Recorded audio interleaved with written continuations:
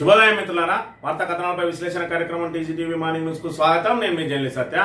ముందుగా రాష్ట్రంలో జరుగుతున్న రాజకీయ పరిణామాలను కనుక పరిశీలించినట్లయితే కామారెడ్డి డిక్లరేషన్ లో భాగంగా 42% స్థానిక సంస్థలలో బీసీలకు రిజర్వేషన్లు అమలు చేస్తామని చెప్పి ఇచ్చిన హామీ ఏదైతే ఉందో దాని మీద చేతులెత్తేసింది కాంగ్రెస్ ప్రభుత్వం.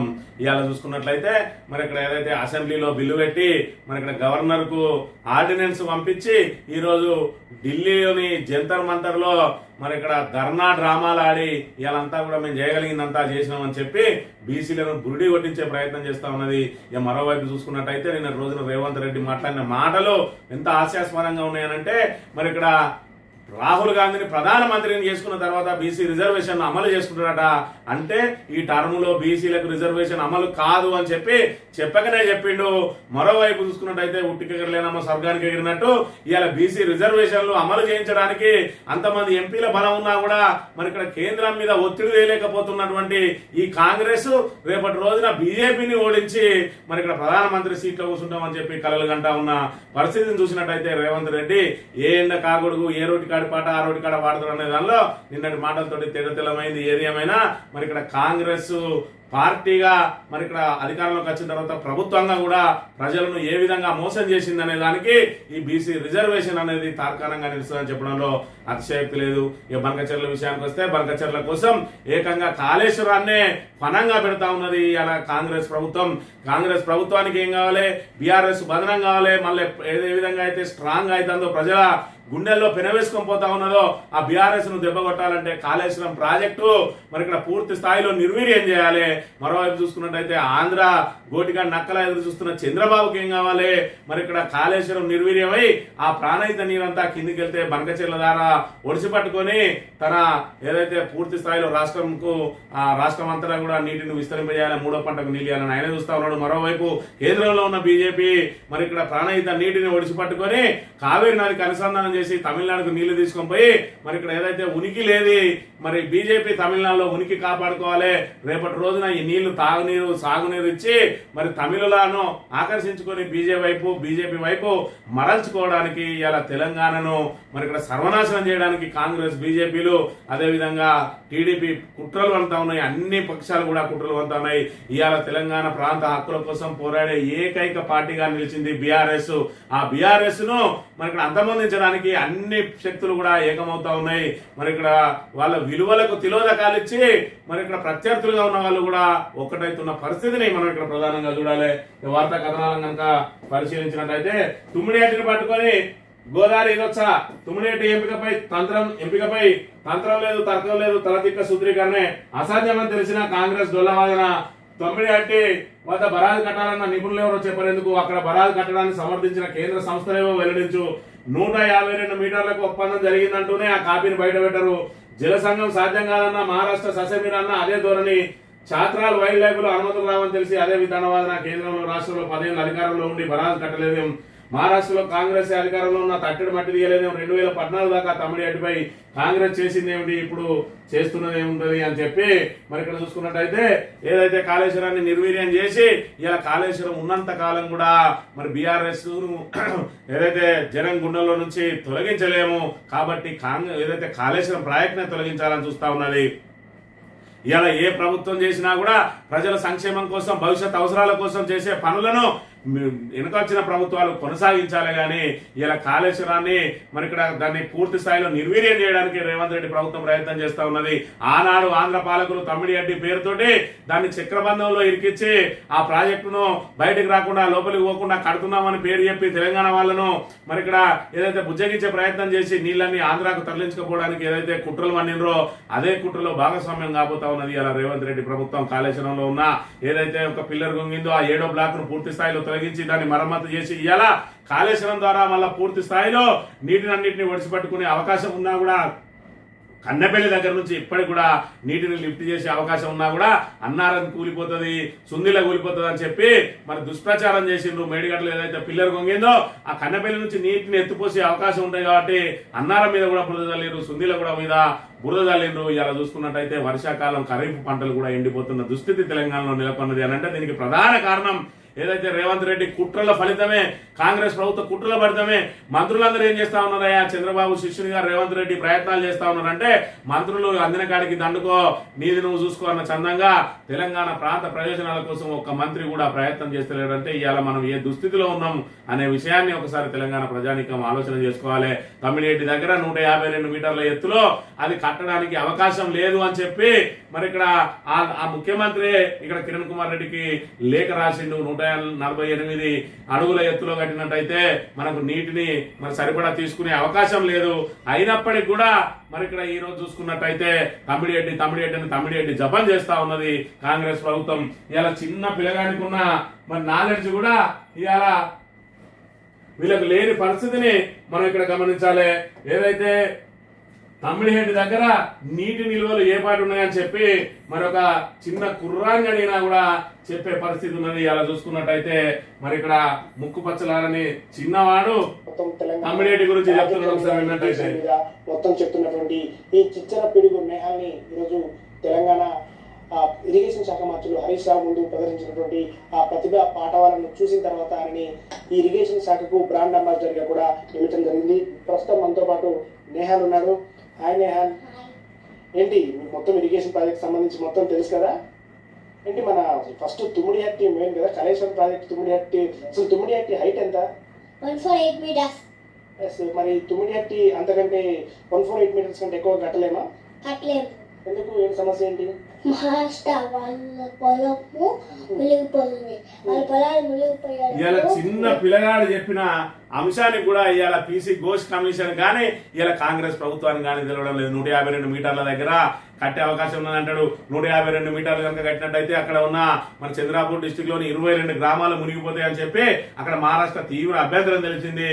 దాని మీద 10 ఏళ్ల పాటు మరి అక్కడ అధికారంలో ఉన్నది కాంగ్రెస్. ఇక్కడ జాతీయ స్థాయిలో మహారాష్ట్రలో అధికారంలో ఉన్న ఏదైతే అనుమతులు తీసుకురాలేకపోయినరో ఇప్పుడు తుమ్మిడిహెట్టి అని చెప్పి తుమ్మిడిహెట్టి జపం చేస్తా ఉన్నారు. మొన్నటి రోజున వి ప్రకాష్ గారు చెప్పిండ్రు, మీరు కనుక తుమ్మిడిహెట్టి దగ్గర ప్రాజెక్టును కట్టినట్టయితే 152 మీటర్ల ఎత్తులో ప్రాజెక్టును కడితే నేను ఈ దేశమే వదిలి వెళ్ళిపోతా ఛాలెంజ్ చేస్తున్నా అన్నాడు.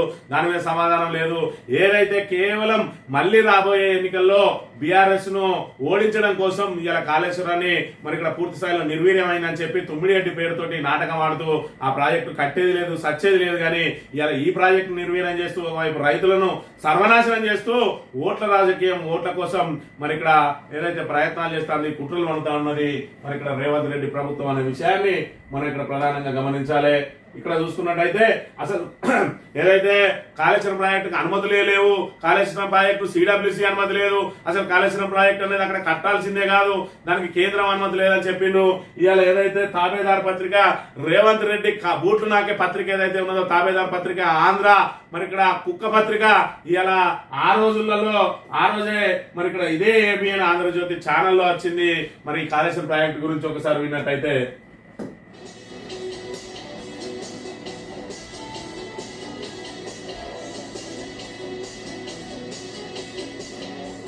కాళేశ్వరం ప్రాజెక్టు కేంద్రం ఆల్ క్లియర్, అనుమతులు ఇచ్చిన సిడబ్ల్యూసీ సాంకేతిక సలహా కమిటీ. మంత్రిత్వ శాఖ కార్యదర్శి యూపీ సింగ్ అధ్యక్షతన ఢిల్లీలో జరిగిన భేటీలో తెలంగాణ ప్రభుత్వం తరపున engineering chief irrigation Muralidhar, engineering chief Kaleshwaram project Hariram power point presentation ఇచ్చారు. కాళేశ్వరం ప్రాజెక్ట్ నిర్మాణ ప్రక్రియకు సంబంధించి లింక్ 1, లింక్ 2, లింక్ 3 పనుల పురోగతిని వివరించారు. ఆ తర్వాత ప్రాజెక్టుకు సాంకేతిక అనుమతులను మంజూరు చేస్తూ సమావేశం తీర్మానించింది.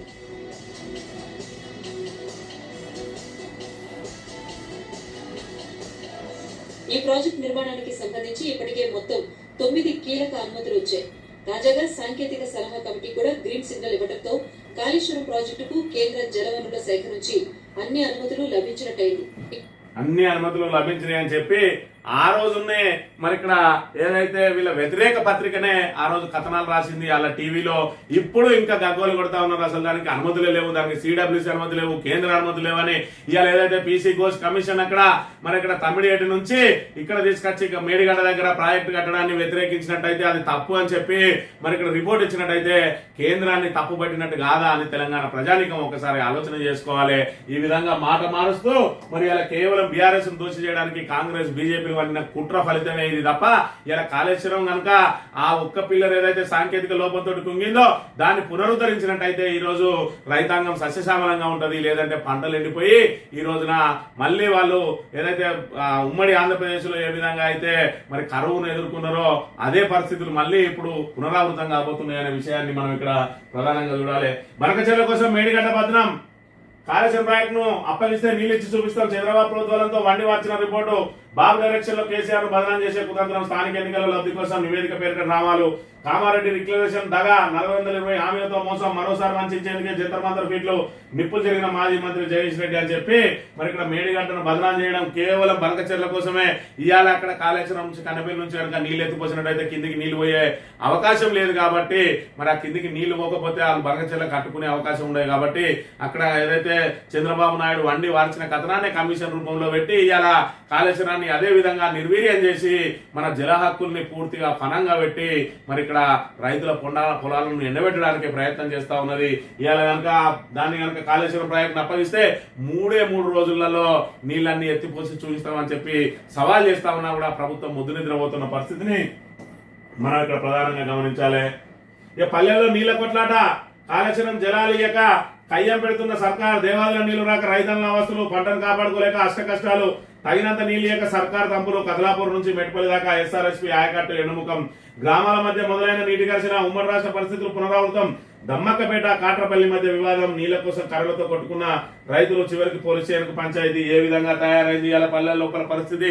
రైతులు ఎక్కడ ఎగువన ఉంచే ఆ కాస్త నీటిని ఎగువ రైతులే మరి ఆపేసుకుంటా ఉంటే దిగువన ఉన్న రైతులకు ఎగువన ఉన్న రైతులకు గ్రామాలకు మధ్య కొట్లాటలు ప్రారంభమవుతా ఉన్నాయి. ఇవాళ చూసుకున్నట్టయితే ఇక్కడ కాళేశ్వరం నీటి లిఫ్ట్ ఫలితంగా ఎస్ఆర్ఎస్పీ నుంచి సాగునీరు అందక హుజరాబాద్ నియోజకవర్గంలోని గొల్లపల్లిలో మరి ఇక్కడ నెర్రలు బారిన పొలం అని చెప్పి ఈ విధంగా పంటలు ఎండిపోతా ఉన్నాయి. ఆల్రెడీ నాట్లేసుకున్నారు. ఈ రోజు దాని నిండా పొలాల నిండా నీటిని పెట్టాల్సిన పరిస్థితులలో నెర్రలు వారుతా ఉన్నాయంటే దీనికి అంతటి కూడా ఏదైతే కాళేశ్వరం మీద పడిన కుట్ర కాదా, దీని ఫలితం ఈ విధంగా ఉన్నది అనే విషయాన్ని ఒకసారి తెలంగాణ ప్రజానీకం గమనించాలి. కేవలం కేసీఆర్ ను బదనాం చేయడం కోసం ఆ రోజు ధవళేశ్వరం ప్రాజెక్టు కట్టినటువంటి మరి ఇక్కడ కాటన్ దొరను ఏ విధంగా అయితే అప్పటి బ్రిటిష్ ప్రభుత్వం వేధించిందో ఇవాళ మరి మళ్ళీ అదే కాటన్ దొరలాగా ఇవాళ కేసీఆర్ గారు కాళేశ్వరం లాంటి అద్భుతమైన ప్రాజెక్టు 3 సంవత్సరాలలోనే తెలంగాణ జాతికి అంకితం చేస్తే ఆయనను వేణువుల పొగడాల్సిన ఈ నోళ్లు ఇవాళ ఆరోపణలతోటి అసత్యాలతోటి ఆయనను బదనాం చేసే కార్యక్రమం చేస్తా ఉన్నాయి. మరి ఇక్కడ సరర్దన్ కాటన్ మీద ఎన్ని 900 ప్రశ్నలతోటి గుప్పించి కమిషన్ వేసినప్పటికీ మరి ఇక్కడ చివరకు ఆంధ్ర ప్రజలకు ఏదైతే ఉభయ గోదావరి జిల్లాల ప్రజలకు ఆయన దేవునిగా నిలిచిపోయిండు. కాళేశ్వరం ప్రాజెక్టు ద్వారా కేసీఆర్ కూడా తెలంగాణ ప్రజానీకానికి దేవునిగా నిలిచిపోతాడు. ఆ రోజు ఆయన చేసిన ఫలితంగా మరి తూర్పు గోదావరి, పశ్చిమ గోదావరి ఆ 2 గోదావరి జిల్లాలకే న్యాయం జరిగింది ఆ ధవళేశ్వరం బ్యారేజ్ ద్వారా.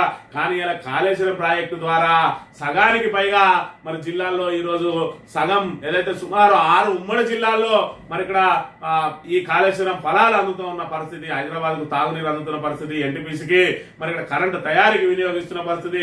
పరిశ్రమలకు ఉపయోగపడుతుంది, తాగునీరుకు ఉపయోగపడుతుంది, సాగునీరుకు ఉపయోగపడుతుంది, భూగర్భ జలాలు పెరగడానికి ఉపయోగపడతా ఉన్నది. ఇవాళ మిషన్ కాకతీయ చెరువులు నింపడానికి ఉపయోగపడతా ఉన్నది.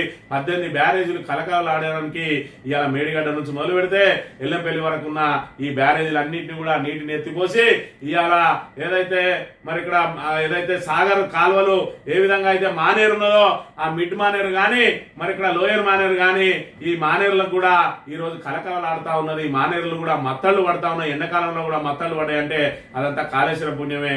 ఇవాళ వర్షాకాలంలో కూడా నీళ్లు లేక మరి ఇక్కడ దుస్థితి తీసుకుని వచ్చింది కాంగ్రెస్ ప్రభుత్వం అనే విషయాన్ని మనం ఇక్కడ ప్రధానంగా గమనించాలి. ఈ 42% మీద హ్యాండ్స్ అప్. బీసీ రిజర్వేషన్లపై తొలగిపోయిన ముసుగు. పోరాడతాం, మిసలు వంచుతాం, నిన్నటిదాకా ప్రగల్భాలు, ఇప్పుడు తమ చేతిలో ఏం లేదంటూ ఢిల్లీలో బేల పలుకులు. రాహుల్ ను ప్రధాని చేసినాకనే కోటా సాధిస్తామన్న రేవంత్. అంటే మరో 3 ఏళ్ల దాకా బీసీ రిజర్వేషన్లకు అవకాశం లేనంటే కాంగ్రెస్ అంటేనే మోసం. మరి ఇక్కడ మోసాలకు నిలయం కాంగ్రెస్. ఇదంతా మనం మర్చిపోయినాం. ఏదైతే తెలంగాణ ఏర్పాటుకు ముందు మనల్ని హింసించింది, తెలంగాణలో అత్యధిక భాగం పరిపాలించింది కాంగ్రెసే. తెలంగాణ ప్రజలను మరి ఇక్కడ పూర్తి స్థాయిలో వాళ్లకు ఎలాంటి సౌకర్యాలు అందకుండా వేధించింది కూడా కాంగ్రెసే.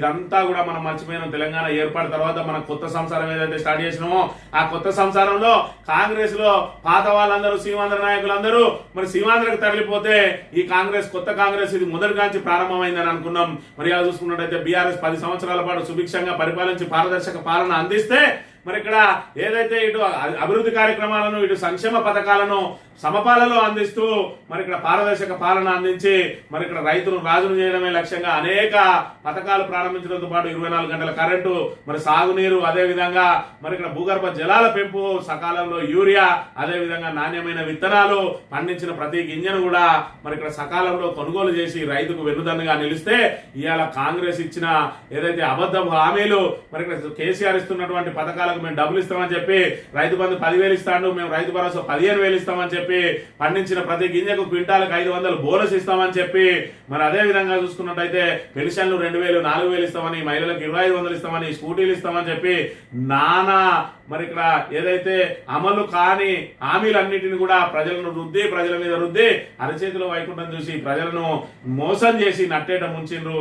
ఇవాళ చూసుకున్నట్టయితే బీసీలందరూ కూడా కామారెడ్డి డిక్లరేషన్ లో బాగా 42% రిజర్వేషన్ అమలు చేసి తీరుతాం, ఆ సూర్యుడు ఇటుమడిసినా ఈ చంద్రుడు అటుమలిసినా అన్నాడు. ఇవాళ చూసుకున్నట్టయితే ఆల్రెడీ చేతులు ఎత్తేసిన అంశాన్ని మనం ఇక్కడ ప్రధానంగా గమనించాలి. ఇప్పుడు ఏమంటా ఉన్నాడు, ఎలాగూ అవి రిజర్వేషన్ రాదు కాబట్టి ఒకటి ధర్నా డ్రామాలు ఆడుతా ఉన్నాడు.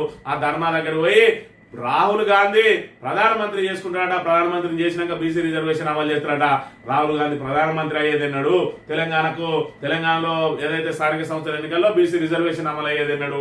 ఇలాంటి వ్యక్తి అంటే మాట మీద నిలకలేదు, పొద్దునేం మాట్లాడుతాడో సాయంత్రం ఏం మాట్లాడుతాడో తెలియని వ్యక్తి ఇలా తెలంగాణకు ముఖ్యమంత్రిగా ఉండడం తెలంగాణ ప్రజల దురదృష్టం.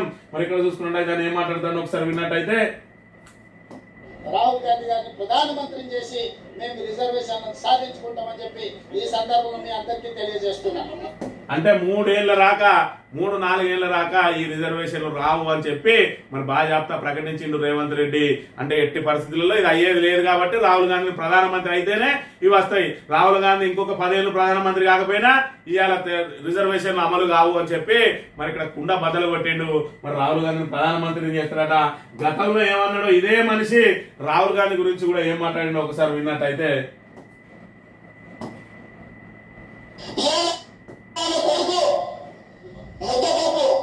ఆయన ప్రధానమంత్రి చేస్తారట. ఇవాళ ఆయన కొడుకు ముద్దపప్పు. గతంలో ఈయన మాట్లాడిండు, రాహుల్ గాంధీ ముద్దపప్పు ఆయనను ప్రధానమంత్రిని చేస్తారట అని. మరి అదే ముద్దపప్పును ఇవాళ ఈయన ఎట్లా చేస్తాడు అంటే, ఈయన ఏది మాట్లాడినా కరెక్టే. ప్రతిపక్షంలో ఉన్నప్పుడు సోనియా గాంధీని బలిదేవత అంటాడు, ఇప్పుడు వచ్చి సోనియా గాంధీ తెలంగాణ తల్లి అంటాడు. అంటే రేవంత్ రెడ్డి ఆయన పప్పు అంటే మనం పప్పు అనాలే, ఆయన లేదు చాలా ఉత్తమ నాయకుడు, ప్రపంచంలోనే ఉత్తమ నాయకుడు అంటే మనం ఉత్తమ నాయకుడు అనాలి. సోనియా గాంధీని బలిదేవత అంటే బలిదేవత అనాలి, లేదు మంచిదే అంటే మంచిదే అనాలి. కేసీఆర్ లేకపోతే తెలంగాణ ఉద్యమమే లేదు. ఇలా తెలంగాణ కోసం కేసీఆర్ కృషి చేసిండు, అహర్నిశలు కృషి చేసిండు అని ఆ రోజు చెప్తారు. కేసీఆర్ కు తెలుసు ఎట్లా చేయాలి, ఉద్యమం ఏ విధంగా చేయాలి, తెలంగాణ ఏ విధంగా సాధించాలని అనుకున్న ప్రకారం సాధించిండు అని అంటాడు. ఇవాళ చేస్తే అసలు కేసీఆర్ దే ఉన్నది బోలెడు మంది విద్యార్థుల త్యాగ ఫలితంగా వచ్చిందని అంటాడు. నరం లేని నాలిక ఏ విధంగా మాట్లాడుతుంది అనడానికి ఈ రేవంత్ రెడ్డిని మనం ఉదాహరణగా చూడవచ్చు అనే విషయాన్ని మనం ఇక్కడ ప్రధానంగా గమనించాలి.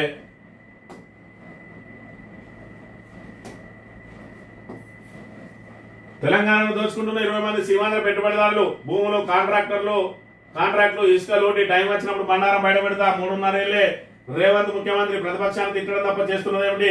ఆయన తన భాషను మార్చుకోవాలి. ఆవేశపూరిత ప్రసంగాల వల్ల ఒరిగేది ఏమిటి లేదు.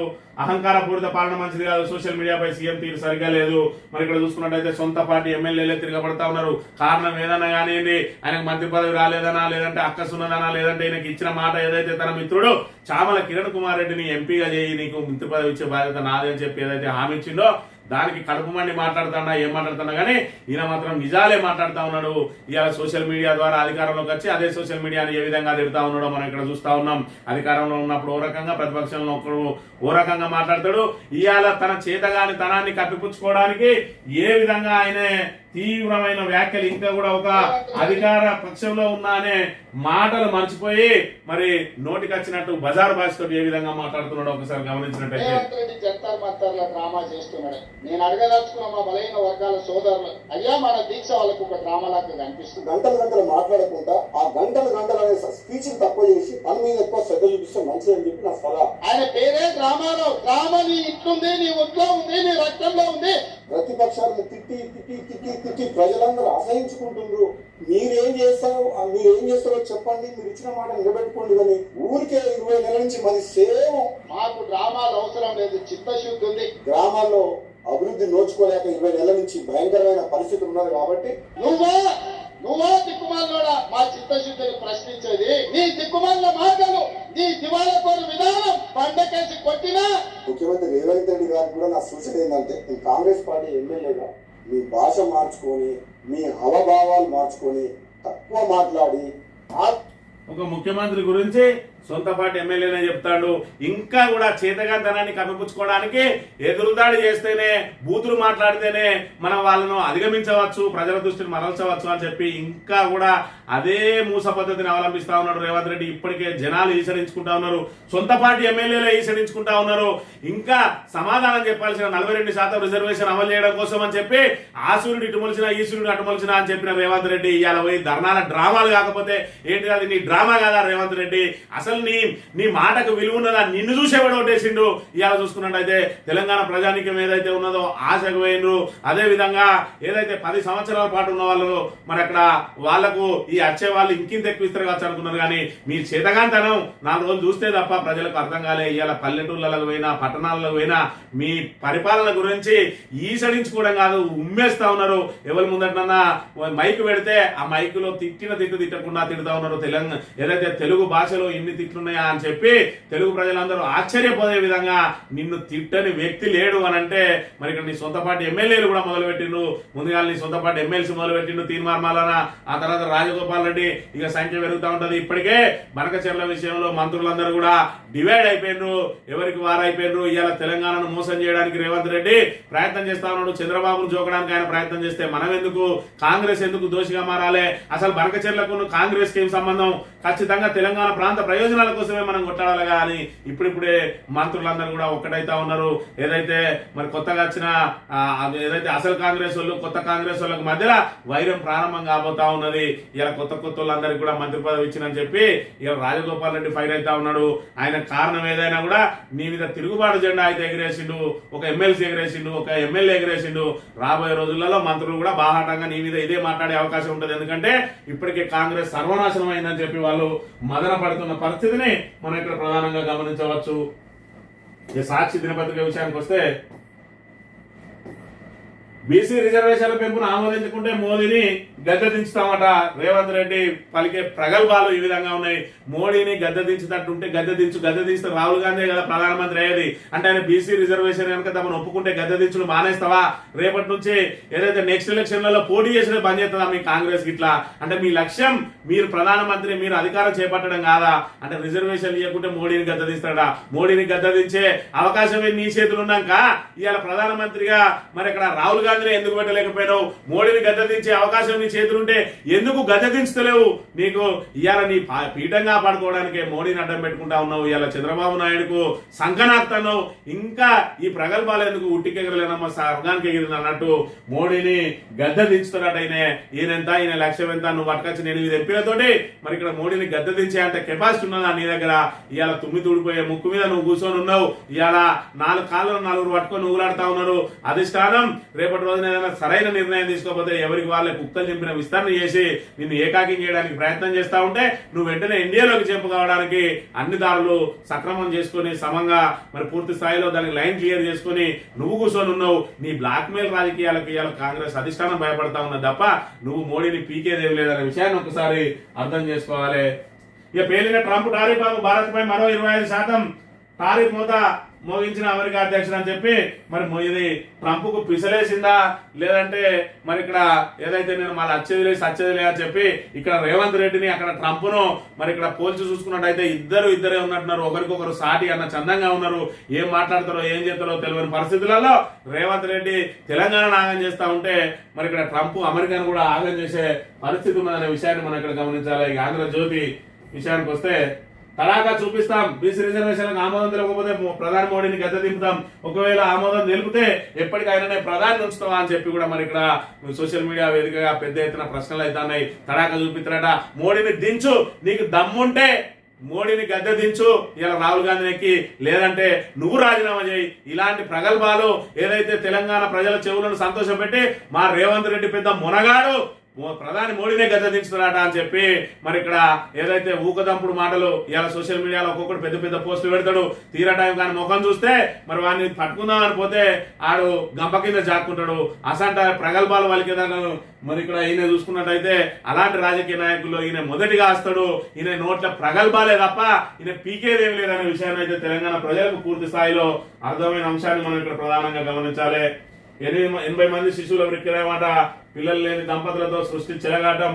ఒక్కొక్కటిగా వెలుగులోకి డాక్టర్ నమ్రత రాచకాలని చెప్పి సంతాన సాఫల్య కేంద్రాల పేరుతోటి చిన్నపిల్లలను ఎత్తుకొచ్చి ఇక వీళ్ళకు సరోగసి ద్వారా మీ అన్నం మీ పిండంతో ఇది చేసినామని చెప్పి ఈ సృష్టే కాదు ఇంకా అనేక సంతాన సాఫల్య కేంద్రాలు కూడా మరి ఫలదీకరణ చెందించే విషయంలో కూడా భర్తదాంతో కాకుండా మరి ఇక్కడ ఎదుటి వాళ్ళు వీర్యదాతలతోటో లేదంటే బుచ్చగాళ్ళతోటో పైసలు ఇచ్చి బిర్యానీలు ఇచ్చి వాళ్ళ దగ్గర నుంచి వీర్యం సేకరించి ఇలాంటి అక్రమాలకు పాల్పడుతున్న పరిస్థితిని మనం ఇక్కడ ప్రధానంగా గమనించవచ్చు. ఏసీబీకి చిక్కిన డీటీఓ 22,000 లంచం తీసుకుంటుండగా జైత్యాల డీటీఓ పట్టివత మరి ఇక్కడ ఏదైతే ఏసీబీకి సంబంధించి ఏదో ఒక రోజు ప్రతిరోజు ఎవరో ఒకరు పట్టుబడకపోతే ఆశ్చర్యపడాలి కాంగ్రెస్ ప్రభుత్వంలో. ఇలాంటివి నిత్యకృత్యం. ఎందుకంటే అవినీతిని పెంచి పోషించేది కాంగ్రెస్ కాబట్టి ఇక్కడ అధికారులందరూ కూడా యథారాజ తదా ప్రజ అన్నట్టు అవినీతికి అలవాటు పడిపోయిన అంశాన్ని అయితే మనం ఇక్కడ ప్రధానంగా గమనించవచ్చు. ఈనాడు దినపత్రిక విషయానికి వస్తే దిగిరాకుంటే దిగిపోవాల్సిందేనట. మరి దిగిపోతారు, నువ్వు దించాలే వాళ్ళు దిగాలే. మరి ఇక్కడ కిషన్ రెడ్డి ఏమంటా ఉన్నాడంటే గాంధీ కుటుంబాన్ని పోవడానికి కాంగ్రెస్ ధర్నా. రేవంత్ రెడ్డి ప్రసంగంలో రాహుల్ సోనియా జపమే ఎక్కువ. వైఫల్యాలను కప్పిపుచ్చుకోవడానికి ఢిల్లీలో పగటి వేషాలు. మతపరమైన రిజర్వేషన్లు అంగీకరించబోమని చెప్పి ఒకవైపు బీసీల రిజర్వేషన్లను 2 పార్టీలు కూడా ఆట ఆడుకుంటా ఉన్నాయి. వాడు 42 రిజర్వేషన్ అంటాడు, వీడు 32 వేస్తానంటాడు. ముస్లింలను అడ్డుపెట్టుకుని బీజేపీ మరి ఇక్కడ ఏదైతే బీసీలకు మోకాలంటే ప్రయత్నం చేస్తా ఉన్నది. మరోవైపు కాంగ్రెస్ అలవిగాని హామీలను ఇచ్చి ఇలా బీసీ రిజర్వేషన్ల పేరుతోటి 20 నెలల నుంచి స్థానిక సంస్థల ఎన్నికలు నిర్వహించకుండా పల్లెల్లో పారిశుద్ధ్యం పడికేసింది. పరిపాలన పూర్తిగా నిర్వీర్యంగా మారింది.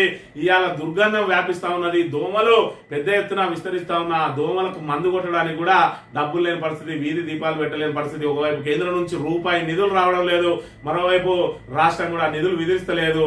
దీనికి అంతా కూడా 42% రిజర్వేషన్ పెట్టి తీరుతామని చెప్పి ఏదైతే అలవిగానే హామీ ఇచ్చిందో దాని నుంచి బయటపడడానికి ఇగో డ్రామాలు ఆడుతా ఉన్నది కాంగ్రెస్. దానికి ఏదైతే ముస్లింలను అడ్డం పెట్టి ఇక్కడ మరి బీజేపీ డ్రామాలు ఆడుతా ఉన్నది. 2 పార్టీలు కూడా బీసీ ద్రోహులే కాబట్టి మరి తెలంగాణలో ఉన్న బీసీలందరూ కూడా మరి ఇక్కడ దీని మీద ఒకసారి ఆలోచన చేయాలి. ఖచ్చితంగా కాంగ్రెస్ బీజేపీ రెండు కూడా బీసీ ద్రోహులే. ఇవాళ చూసుకున్నట్టయితే మరి జంతర్ మంతర్ దగ్గర ధర్నా చేసి ఏం చేద్దాం అనుకుంటా ఉన్నది రేవంత్ రెడ్డి ప్రభుత్వం.